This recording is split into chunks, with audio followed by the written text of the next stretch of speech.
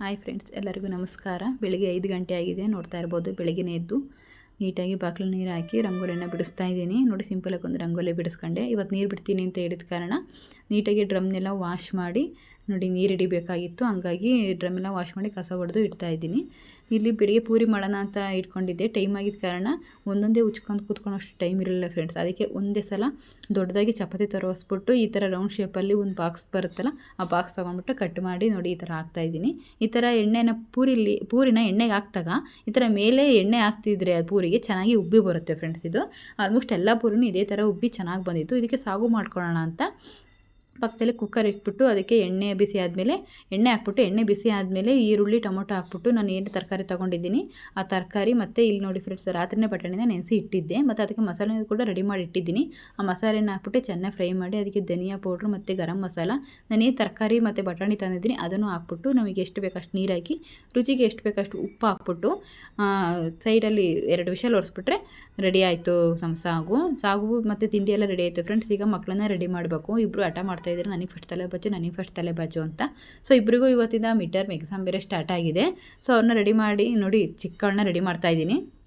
ಅವಳೇ ಫಸ್ಟು ತಲೆ ಬಚ್ಕೋಬೇಕು ಫ್ರೆಂಡ್ಸ್. ಎಲ್ಲರಿಗಿನ ಅವಳೇ ಮುಂದಿರಬೇಕು. ಅವಳ ಹಠ ಮಾರಿ ಹೆಂಗೂ ನೋಡಿ, ಇಲ್ಲಿ ರೆಡಿಯಾಗಿ ನಿಂತಿದ್ದಾಳೆ ಸ್ಕೂಲಿಗೆ. ನೋಡ್ತಾ ಇರ್ಬೋದು, ಅಲ್ಲಿ ಮಕ್ಕಳು ಕಾಣಿಸ್ತಾ ಇದ್ದಾರಲ್ಲ, ಅಲ್ಲೇ ವ್ಯಾನ್ ಬರೋದು, ಅಲ್ಲೇ ಸ್ಟಾಪ್ ಫ್ರೆಂಡ್ಸ್. ತೀರಾ ಮನೆಯಿಂದ ಜಾಸ್ತಿ ದೂರ ಇಲ್ಲ, ಇಲ್ಲೇ ಹತ್ರ ಅಷ್ಟೇ. ನೋಡಿ ವ್ಯಾನ್ ಬಂತು, ಇವಾಗ ಹೋಗ್ತಾ ಇದ್ದಾರೆ.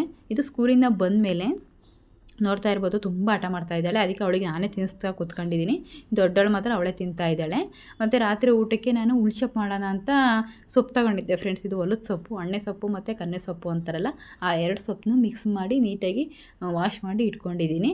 ಇದಕ್ಕೆ ಬೆಳಗ್ಗೆನೇ ನಾನು ಒಂದು 5 ಥರ ಕಾಳನ್ನ ನೆನೆಸಿ ಇಟ್ಟಿದ್ದೆ. ನಮ್ಮ ಕಡೆ ಎಲ್ಲ ಈ ಥರನೇ ಮಾಡೋದು. ನಮ್ಮ ಕಡೆ ಯಾವ ಥರ ಮಾಡ್ತಾರೆ ಆ ಥರ ಹೇಳ್ತಾ ಇದ್ದೀನಿ. ಮತ್ತು ಇಲ್ಲಿ ಪಕ್ಕದಲ್ಲಿ ನಾನು ಖಾರನೂ ರೆಡಿ ಮಾಡಿ ಎಲ್ಲ ಇಟ್ಟಿದ್ದೆ. ಖಾರಕ್ಕೆ ಏನೇನು ಹಾಕಿದ್ದೀನಿ ಅಂತ ಹೇಳ್ತೀನಿ.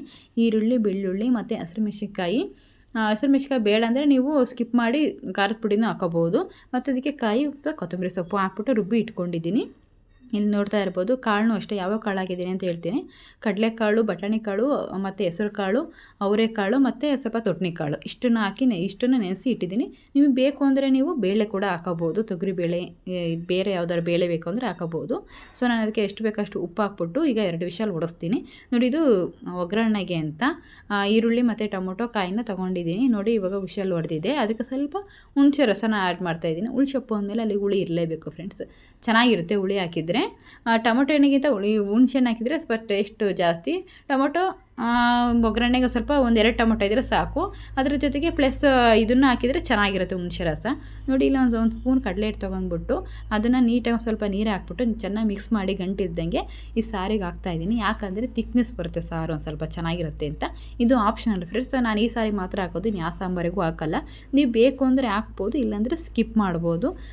ಚೆನ್ನಾಗಿರುತ್ತೆ, ಹಾಕಿದರೆ ತಿಕ್ನೆಸ್ ಆಗಿ ಚೆನ್ನಾಗಿ ಬರುತ್ತೆ ಅಂತ ಅಷ್ಟೇ. ಇದಕ್ಕೊಂದು ಒಳ್ಳೆ ಒಗ್ಗರಣೆ ಕೊಟ್ಕೊಳ್ಳೋಣ.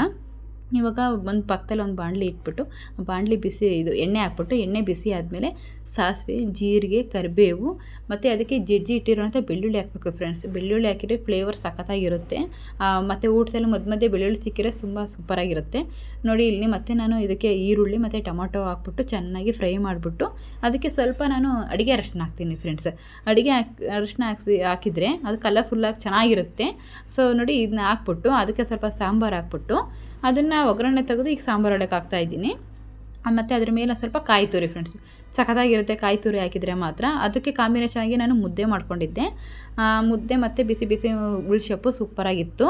ಪ್ಲೀಸ್ ಯಾರೆಲ್ಲ ವೀಡಿಯೋ ನೋಡ್ತಾ ಇದ್ದೀರಾ, ಒಂದು ಲೈಕ್, ಶೇರ್, ಕಮೆಂಟ್ ಮಾಡಿ. ಪ್ಲೀಸ್ ಯಾರೆಲ್ಲ ಸಬ್ಸ್ಕ್ರೈಬ್ ಮಾಡಿದೋ ಪ್ಲೀಸ್ ಸಬ್ಸ್ಕ್ರೈಬ್ ಮಾಡ್ಕೊಂಡು ನೋಡಿ ಫ್ರೆಂಡ್ಸ್, ಪ್ಲೀಸ್.